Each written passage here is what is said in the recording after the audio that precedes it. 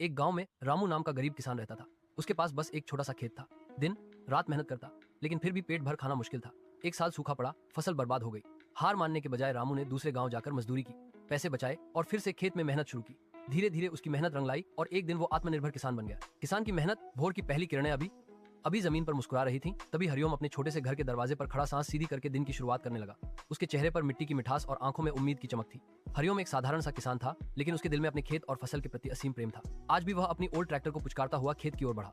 खेत थोड़े दूरी पर था, लेकिन हरिओम को चलने में आनंद आता था, जैसे चलना उसके मन का ध्यान संगीत की तरह बहा रहा हो। रास्ते में पगडंडी के किनारे सरसों के पीले फूल हवा में लहराते हुए उसे सलाम कर रहे थे। खेत पहुंचते ही हरिओम ने सबसे पहले मिट्टी को देखा।